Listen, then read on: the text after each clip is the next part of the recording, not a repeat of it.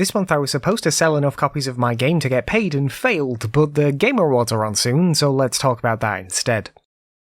So the Game Awards are coming up soon, and I have decided that this podcast is a good opportunity to go through and cast all of my votes.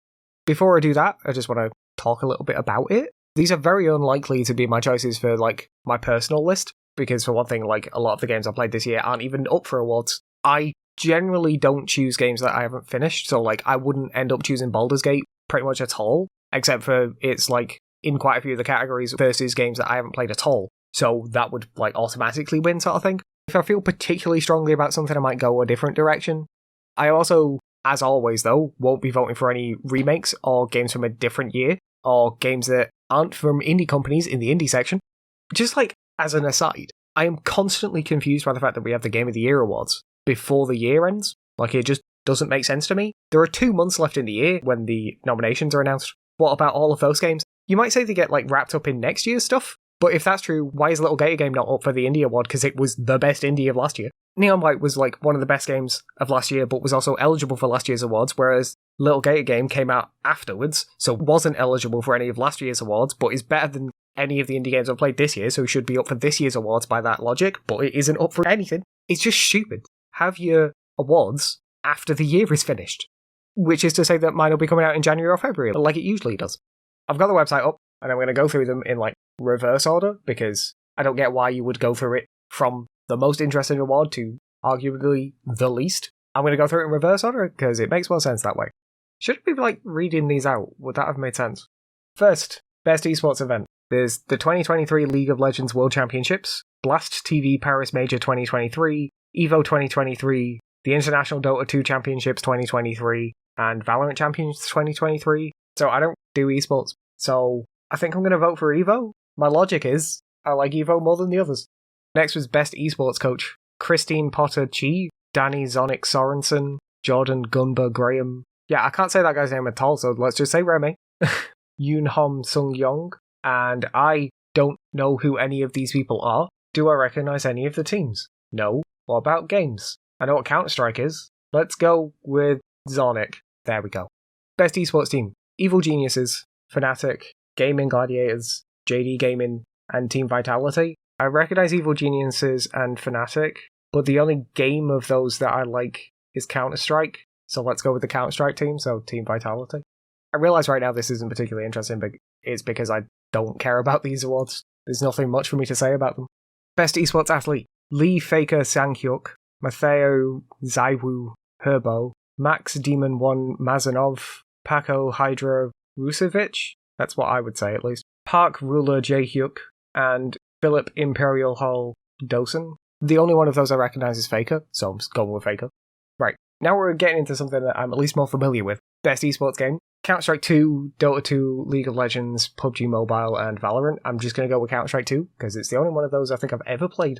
Content Creator of the Year. Iron Mouse, I know who that is. People Make Games is who I'm going to give it to, I'll tell you that now. Crackety, I don't know. Spreen, I don't know. And Cypher PK, don't know. People Make Games make good documentaries. They make good things. I only started watching their stuff this year, and I've gone back and watched quite a few of their things, not all of them. Some of them just because they're not all in English, like the one about Ukrainian game devs. I haven't watched that yet just because it's not in English, so I need to actually sit down and pay attention to that. Especially because I tend to watch things at 2 times speed, which I've talked about previously, and I can't do that when it's got subtitles. Well, I can, but I have to pay proper attention to it to do it. Most anticipated game. Final Fantasy VII Rebirth, Hades 2, Like a Dragon Infinite Wealth, Star Wars Outlaws, and Tekken 8. Now, I don't play fighting games, and even when I do, I don't particularly enjoy Tekken, so I'm not going to go with that one. Hades 2 I'm interested in, but I'm probably not going to pick it up, at least for a while. I kind of wish they weren't even making it, just because I want it to be somewhat different. It's the first time they've done a sequel, isn't it? And it'll be fine. I realise that sounds kind of down on it, but Hades is cool, but I would rather something new. Star Wars Outlaws, I was barely even aware of, so no. It's really between Like a Dragon Infinite Wealth and Final Fantasy VII Rebirth. I'm going to give it to Final Fantasy VII Rebirth because I'm only just finishing Yakuza 3. That is 5 games ahead of me, so it's not really fair. I'm not going to be playing that for a couple of years, whereas I'm going to play Final Fantasy VII Rebirth as soon as it comes out. So, Final Fantasy VII Rebirth it is. Best Adaptation. Castlevania Nocturne, Gran Turismo, The Last of Us, the Super Mario Bros. Movie, and Twisted Metal. I haven't seen any of them. Of the ones that are available, I like Castlevania most, like just as a series, so I'll probably end up voting for that. I know Last of Us is supposed to be really good, but I just haven't watched it. I don't really watch TV. And Super Mario Bros. Movie, I know is also supposed to be really good, but I just didn't see it. We kind of just didn't go to the cinema much this year. We usually do, last year and years previous to this, but this year we just didn't. Gran Turismo, don't care. Twisted Metal, don't care. The only thing about Twisted Metal I care about is the fact that Samoa Joe plays Sweet Tooth. Although he doesn't voice him, which I don't care why, but whatever. So, Castlevania Nocturne.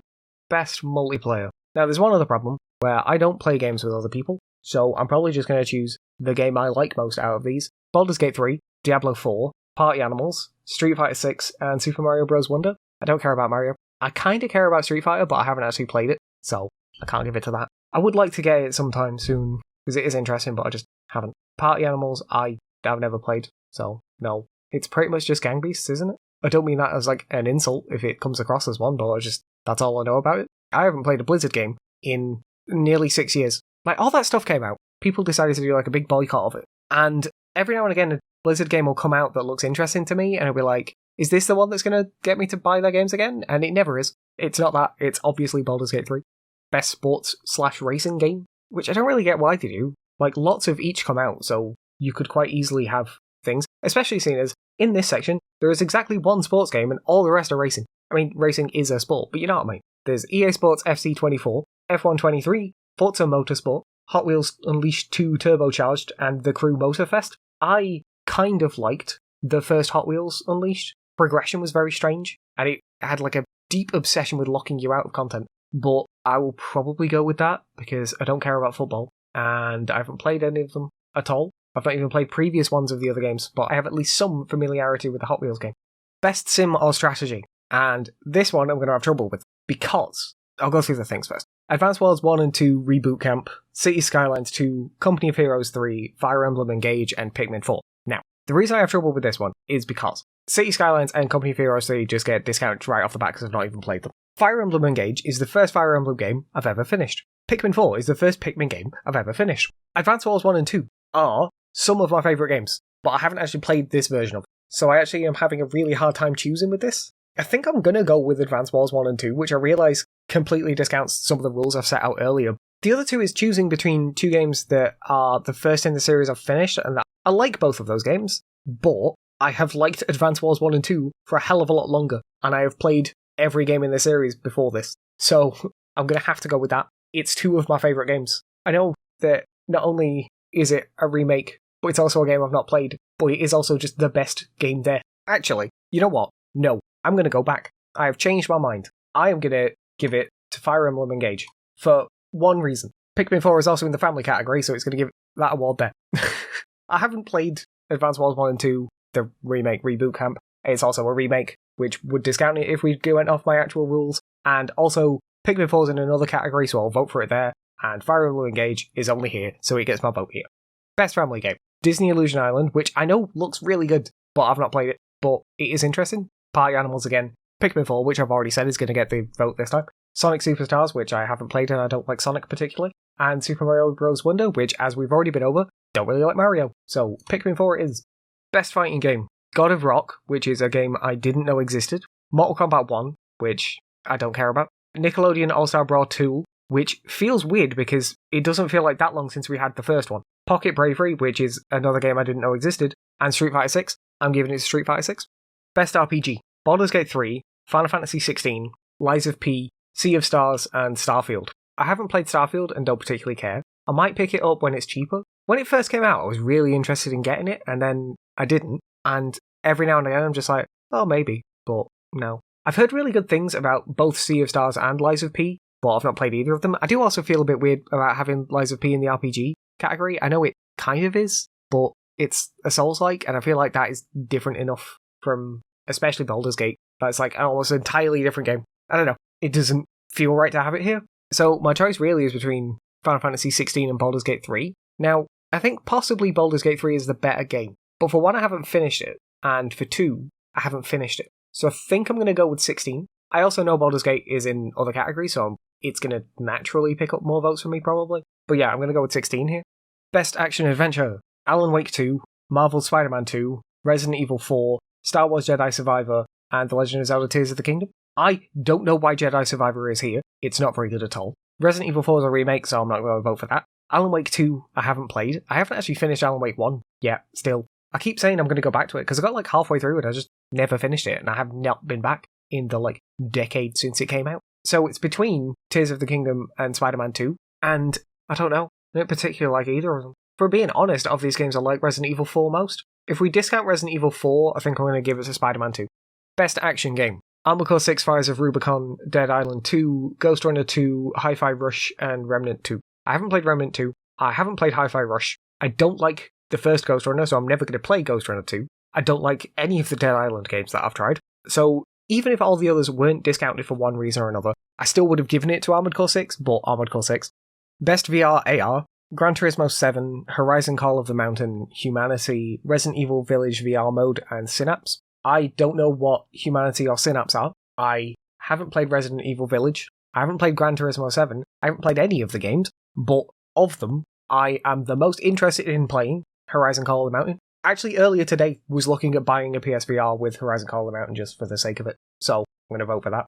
Best mobile game. Final Fantasy VII Ever Crisis, Hello Kitty Island Adventure, Honkai Star Rail, Monster Hunter Now, and Terra Nil. I didn't even know Ever Crisis had actually come out, because I was like kind of interested in it, but I didn't realise it was out. Hello Kitty Island Adventure, is it Animal Crossing? It looks like Animal Crossing to me. Honkai Star Rail I did play a little bit, and I think it's better than Genshin Impact, but I'm probably never going to play it again. Monster Hunter Now, I know a lot of people were really into it, and I just never tried it. Maybe I will at some point, but at the same time it is just another Niantic game, and I don't like Niantic. I don't trust them. Watching what they've done with Pokemon Go, they've just like continuously fucked it over, and I don't really get why. From what little I know about Monster Hunter Now as well, it's very grindy as well, so. And Terra Nil. Now, if you remember, I don't think Terra Nil is that good, which is a real shame, because I loved the demo of Terra Nil, and I was really excited for it, and then I got it, and I was like, oh. I also just feel weird, because the only two that I would actually vote for here is either Honkai Star Rail or Terra Nil, and I wouldn't really call either of them mobile games. Like, they're both on multiple platforms, but especially considering it's the only one I've finished, and it's not a gacha game, I'm going to go with Terra Nil. Best debut indie game. Cocoon, Dredge, Pizza Tower, Venba, and Viewfinder. I feel really bad because I haven't played any of these, and I kind of want to play all of them, and just this year I haven't played any of them. I think Pizza Tower is the one that I want to play least, so we'll not get that one. The only thing I will say is that it does look a lot like the Wario Land games, and I really used to love Wario Land 4. Cocoon I'm really interested in, because it's by one of the developers from Playdead left and set up their own studio, and then they made Cocoon, and it looks really interesting, and I really want to try it. Dredge is like a cool fishing game, but I think I'm less interested in that. Viewfinder looks really cool, and I remember they had that whole thing with the like cringy dialogue, but I don't know. I honestly don't know. This one's kind of rough. I think we can discount Pizza Tower and Venba, mostly because I don't know very much about Venba. Outside of Venba looks interesting, and I think it's about cooking, isn't it? Yes. God, it looks really good though. I'm really tempted to just buy all of these games now, but it'd be like a lot of money, but at the same time I kind of want to. I think I'm going to give it to Cocoon, just because it looks fucking weird as well as being like really interesting and cool, and it's by people that I like trust, which feels weird as well because it's supposed to be like best debut indie game, and I'm giving it to an award based on someone's previous work. Maybe that's not fair. None of this is fair, but I think I'll have to give it to Cocoon. Best independent game. This one is controversial. Cocoon, Dave the Diver, Dredge, Sea of Stars, and Viewfinder. Now, we've just spoken at length about Cocoon, Dredge, and Viewfinder, so I'm not going to give it to any of those anyway, and I'm also not going to go over those again. Dave the Diver is not made by an indie company. It's made by, like, one of the world's biggest companies. Why is it here? I don't understand. It should not be in this category at all. Also, the developers themselves don't call themselves independent. There is absolutely no reason why that should be in this category at all. It may be great. I'm not saying it's not. I haven't actually played it, but it does look cool. But it shouldn't be here. So I'm going to give it to Sea of Stars. Again, I've not played any of these, so it's like kind of up in the air, but I've heard really good things about Sea of Stars, so I'm going to give it to Sea of Stars. Best community support. Baldur's Gate 3, Cyberpunk 2077, Destiny 2, Final Fantasy 14, and No Man's Sky. I'm probably going to give it to 14, just like right off the bat. Baldur's Gate 3 is probably great, maybe, I don't know, because I've had like so many issues with their patches. So, I don't know, maybe it's great, but I've only ever had bad experiences. It sounds bad. I'm not like saying they're bad. I'm just saying, like, I've not had a good experience. Cyberpunk 2077, I don't know. Is it good? It's had some good updates, but I haven't actually played any of them, so I don't know. Destiny 2 is a fucking joke. No Man's Sky is No Man's Sky, so arguably should get this, but it also kind of gets this every year, so I'm going to go with 14. 14's had, like, really good patches. I've enjoyed a lot of the stuff that's come out in the last year. I'm going to go with 14. Best ongoing: Apex Legends, Cyberpunk 2077, Final Fantasy XIV, Fortnite, and Genshin Impact. I have never played Fortnite or Apex Legends, so neither of those. Genshin Impact I didn't enjoy. Cyberpunk 2077 has got some patches and one expansion, and they've already said that they're not doing anything more on it, so it's finished, essentially. It's not ongoing, is it? So 14 again. If that was in my most anticipated thing, actually, Dawn Trail would have won that, but that's not an option, is it? Games for Impact: A Space for the Unbound, Chants of Sennaar, Goodbye Volcano High, Cheer, Terra Nil, and Venba. Ugh. So, of these games, the only one I've played is Terra Nil. Cheer I do actually think looks pretty good. I did want to try that. I've already spoken about wanting to try Venba. Goodbye Volcano High got, like, memed to fuck, but I would probably still try it at some point. A Space for the Unbound and Chants of Sennaar I'm not familiar with. I think I did actually look up Chants of Sennaar, but I don't remember much about it. Cheer and Terra Nil both have pretty strong environmental themes. I'm going to go with Terra Nil anyway, because like it has a very clear theme throughout. I just don't think the game itself is very good.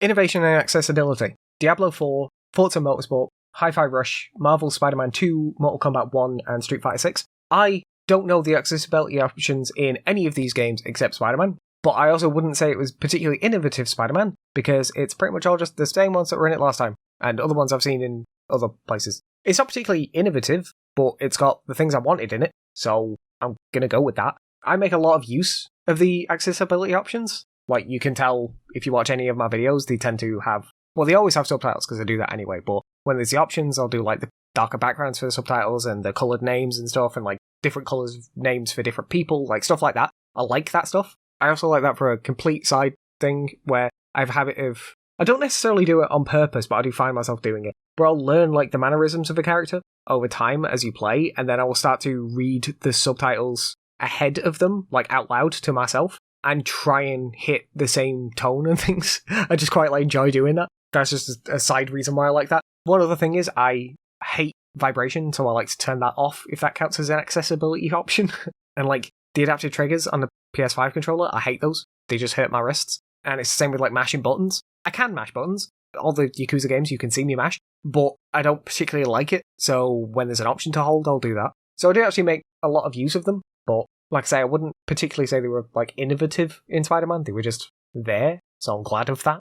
Best performance: Ben Starr, Cameron Monaghan, Idris Elba, Melanie Libbard, don't think I've said that right, but Neil Newbon, and Yuri Lowenthal. Cameron Monaghan is really good, and is arguably the best part of any of the games. But I also think they, like, completely ruined his character, so no. I haven't played Phantom Liberty yet, so I can't say Idris Elba, but, I mean, he's always good, so. I haven't played Alan Wake 2. I don't dislike Astarion. Karlach's my favourite. My squad is Karlach, Lae'zel, and Shadowheart, so if it was one of those three, I'd find this choice more difficult, but it's not. Yuri Lowenthal, I mean, yeah, he's consistent, but eh. And Ben Starr is Clive, so we're gonna go with Ben Starr. Like, I was so sad at the end of 16. His performance is really good throughout. I don't actually think it's particularly close. I feel like Neil Newbon might take it, but I would be surprised if anyone other than those two does. And honestly, I'll be surprised if Ben Starr doesn't. His performance throughout that game is really fucking good. Then again, I felt that way about Cassandra's voice actor, and she didn't win then either, did she? Best audio design: Alan Wake 2, Dead Space, Hi-Fi Rush, Marvel Spider-Man 2, and Resident Evil 4. Now, this one I feel a little bit different on. I would normally say that I don't give it to remakes or anything, but I feel like audio design is not really something you can, like, carry over. I don't tend to give awards to remakes because they, like, carried over all the existing design aspects and stuff, but they do remake all of, like, the audio assets, so I feel like that's fair. I haven't played Alan Wake 2, haven't played Dead Space, haven't played Hi-Fi Rush. Spider-Man 2's good, but it isn't as good as Resident Evil 4's audio design, so Resident Evil 4 is. I know a lot of other people will give it to Hi-Fi Rush, and I get that. Like, it's kind of what that entire game's about, but I haven't played it, so I can't. Best score in music: Alan Wake 2 with Petri Alanko, Baldur's Gate 3 with Borislav... Wow, really? Borislav Slavov?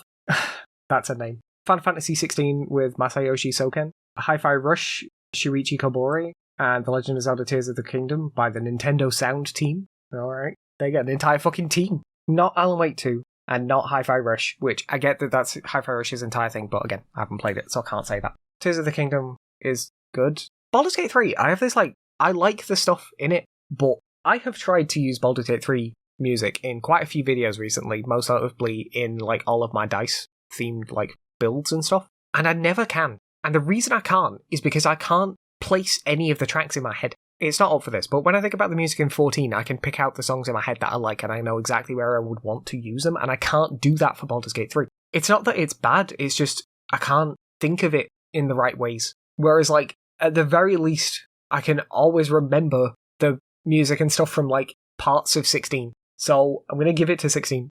Best Art Direction, Alan Wake 2, Hi-Fi Rush, Lies of P, Super Mario Bros. Wonder, and The Legend of Zelda Tears of the Kingdom. I'm not going to give it to Alan Wake 2, mostly because I've actually been trying to avoid seeing anything about it, so I actually don't really know much of what it looks like. Lies of P is good, but looks like Bloodborne to me, so I don't want to say it doesn't feel like its own thing, but, you can quite clearly see what it's building off. Super Mario Bros. Wonder does have quite distinct style. It looks pretty different than any other Mario game, I'll say that. Tears of the Kingdom just looks like Breath of the Wild. There's stuff in it that's different, but it just looks like Breath of the Wild. And Hi-Fi Rush has a very distinct style. So I'm actually trying to choose between Super Mario Bros. And Hi-Fi Rush. And I think Hi-Fi Rush. I think I'll go with Hi-Fi Rush for this one. Which feels weird considering I'm not giving it any of the music things, but yeah. Best Narrative. Alan Wake 2, Baldur's Gate 3, Cyberpunk 2077, Phantom Liberty, Final Fantasy 16, and Marvel's Spider-Man 2. Not going to give it to Alan Wake 2. I'm not going to give it to Phantom Liberty. I'm not going to give it to Baldur's Gate 3 because I haven't finished it. I'm definitely very interested in it, and I'm interested in where it's going, but because I don't know, I don't feel comfortable doing that. So it's between 16 and Spider-Man, and it's not because it's 16. The story in Spider-Man was good. I liked it, but 16 was just better. 16 had some of my favourite character stuff, and actually got me emotional at times. I was actually invested in the characters in 16. In Spider-Man, I was like, oh yeah, this is fine. I also found Spider-Man really predictable. I knew where things were going to go, whereas I didn't guess where things were going to go in 16, especially not the ending. Still upset.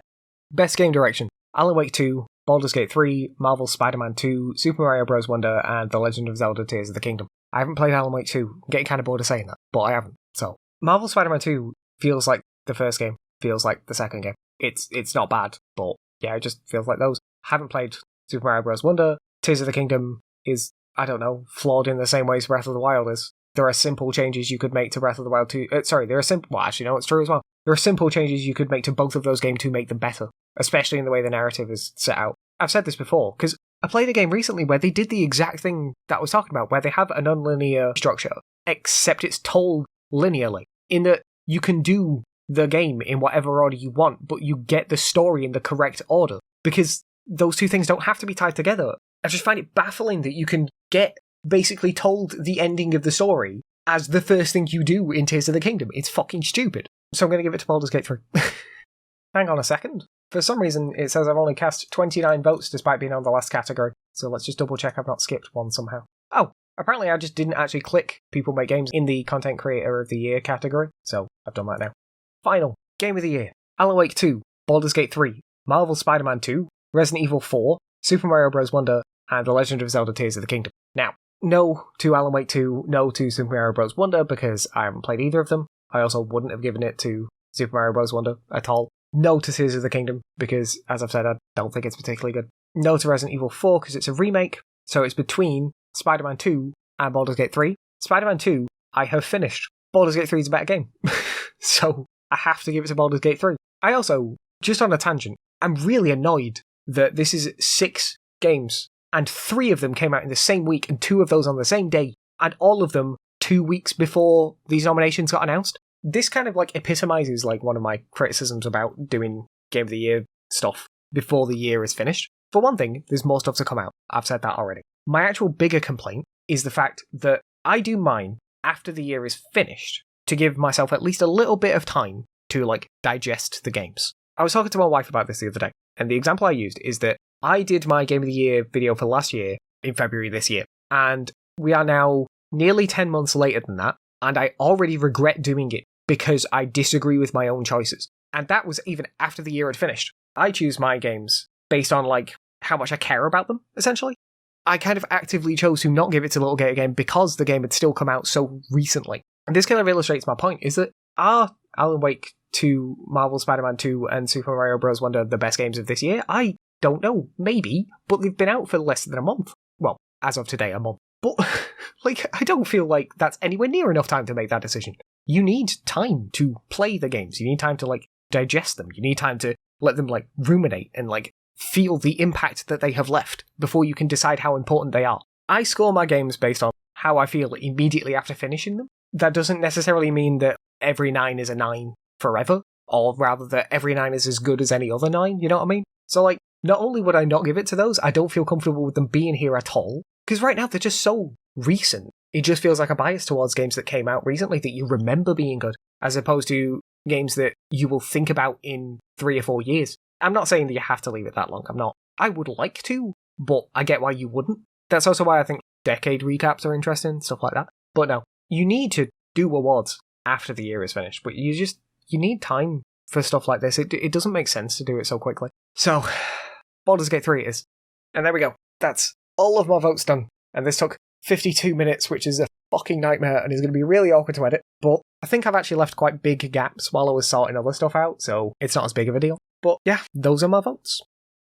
With my game this month, I have released the last planned patch. There's a chance that I'll make more in the future. I've got things I'd like to do, but nothing concrete. I'm definitely going to, like, fix bugs if people tell me about them. But besides that, I've got nothing really planned. As what was in this one, I added some new features, like physics objects, and I added all of the assets that I was developing over the last few months. So you can, like, pick those up and, like, throw them around, and there's a new achievement tied to doing that. And I fixed some of the bugs that I knew about that I hadn't got around to fixing yet. The monster was, like, hard-coded to move from one position to another position based on the CPU timing of my old PC. And obviously that was a terrible way of doing it, so I've changed how that works now, so it should be consistent across every platform, because I know that also didn't work properly on the Steam Deck at all. Outside of that, it did go on sale for Halloween, where it was 50% off, and it sold quite a few copies. I think about a quarter of all of my sales were just in that, like, 1 week period, which is pretty good, but I still haven't sold enough to not even, like, make a profit, just to get paid. There's a pay threshold, and until I hit that threshold, I just don't get paid. So I still haven't hit it. The issue is that I sold a lot of copies, but it was like 50p, so I had to sell 2 of those copies to even make £1, obviously, and I didn't sell enough copies to bring myself up to the threshold still. I'm pretty sure it'll happen eventually, it's just taking longer than I would have liked. I don't know, I'm not exactly doing much to, like, promote it or anything, am I? Just talk about it here and tweet about it when it goes on sale, which, at the moment, it is on sale again, although as of when the podcast comes out, you'll only have about 2 days left to pick it up. It's a smaller sale than last time, because I've decided that Halloween and the anniversary will get 50% sales, and then it'll be 25% off the rest of the time. I'd rather just be, like, consistent about it, so you know, but yeah, that's just how it's going to be. So it's 25% off right now, but again, that sale ends in like 2 days as of when this comes out, so if you want to buy it and you haven't, go and buy it. With my channels this month, I made a new dice box. Last time I made a dice tray for rolling the dice in, and this time it's a dice box for storing them in. I thought it was going to be really easy, and then it took me like 2 weeks to the point where I had to delay the video. I talk about this a lot actually in that video, so if you're interested in that, you can go watch it. Sunbreak's still carrying on. It looks like I won't be finishing that before the end of the year because I keep unlocking new hunts, but I've also tried to do more than one hunt at a time a couple of times recently, so it still won't be finished by the end of the year, but I'm making progress. Yakuza 3 is nearly done. As of recording this, I'm about halfway through chapter 10, so I've not got tons left to do. I'm really hoping I can get it done before the end of the year.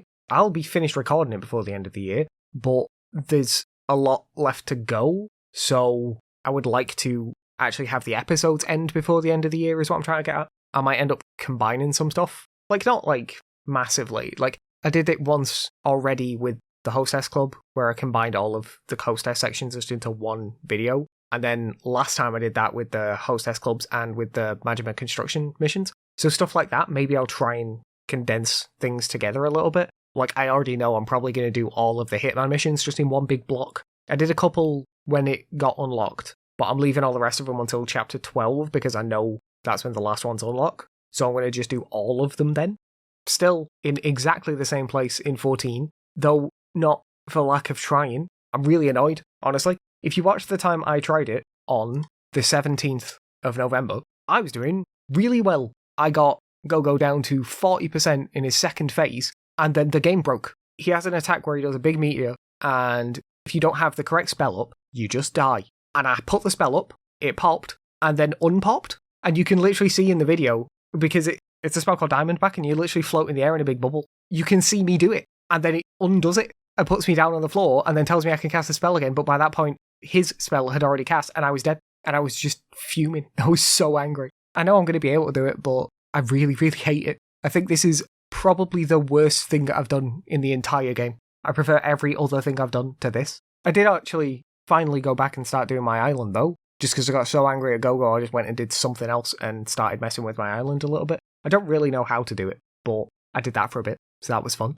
In terms of my sentence channel, it was awful this month. It's gone to like complete shit, and I have no idea why, and I'm kind of past caring with it. There's like things you can do with your channel. For a basic channel, people can upload a video a day pretty much. I think it's like 3, and it can be less than 50 minutes, and that's it. That's what you do as a basic channel, and then you get like more stuff over time. You can like post more times a day, longer videos, stuff like that. They just decided to take all of that away from me on my shorts channel this month, and I have no idea why. They told me that I haven't built up a channel history. I've had this channel for over a year, and yet they say that I don't have any history with the channel, which is supposed to take up to 2 months. And I've had it for, at this point, 13, and yet they said I have none. So they wanted me to film a video of myself, which I ended up having to do, because not only did they remove the ability to post more than once a day, they actually just blocked me from posting at all on some days. Now, luckily, I post ahead of time, so that was okay. Except they also deleted all of my drafts. So they're just all gone now. I made drafts earlier in the year so that I could just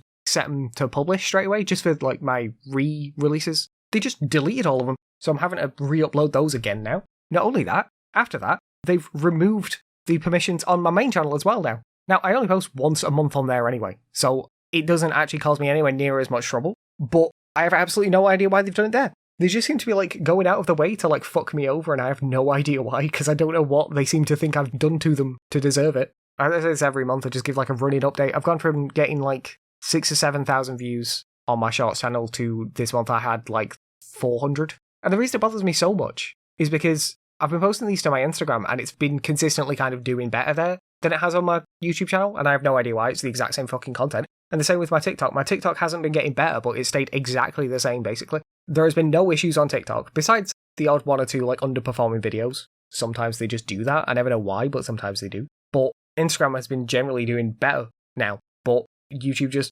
hates my videos now for some reason. I have no idea why. Other than that, things are just going to carry on for now. I realise I say that every month, and it's because, well, often there isn't much to change, but I also like to change things at specific times, so I'm more likely to change things like at the start of next year. Since originally recording this, I've changed my mind on a few things, so I usually take a break from streaming around Christmas. I'm going to extend that break a little bit longer this year, into next year. I'm going to stop when I hit episode 180, which is 2 episodes from now. I think that's the 8th of December, will be my last stream for this year, and then I will come back with my stream when the next patch drops. I was planning on taking a bit of a break, but I was only going to take like 1 Friday off originally, and I would like a bit longer. Also, what I'm going to do in its place is, instead of having my streams up, I'm going to put up just an extra episode of Yakuza, and that also means that I should be able to get that done before the end of the year. It just works out better for me. Special thanks to all of my patrons. You can join them over at patreon.com/Holden Gatsby, and for $1 a month you'll get to see what I'm working on early and get exclusive roles in my Discord along with other rewards I might think of. You can also just follow me there if you want to for free, as it's probably the best place to see all of my content as soon as it's available. There's links to the Patreon along with my Discord, Instagram, TikTok, Twitter, Twitch, and all the other podcast platforms in the description for this episode. Finally, don't forget you can email me using podencastby@gmail.com if you've got anything you want to say. Thanks for sticking around. Bye. Special thanks to my patrons, Justin Wood, Hobbs, and Koopy Vegeta. You can join my patrons at patreon.com/Holden Gatsby, check out my TikTok and Twitter @Holden Gatsby, and follow me on Twitch at twitch.tv/Holden Gatsby. Don't forget to subscribe to all of my channels. If you want more, you can watch my last video now, but if not, then thanks for sticking around. Bye.